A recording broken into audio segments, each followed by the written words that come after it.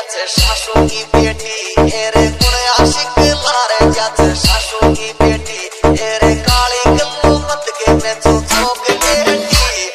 कुण्या शिकला रे ज्याचं सासू की बेटी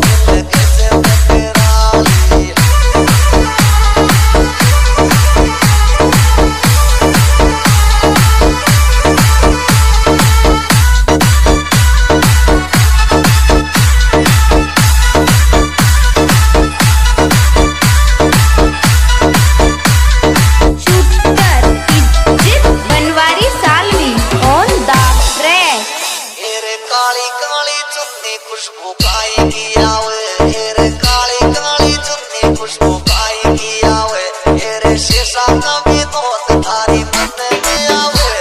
ये काली काली चुन्नी खुशबू पाई की आवे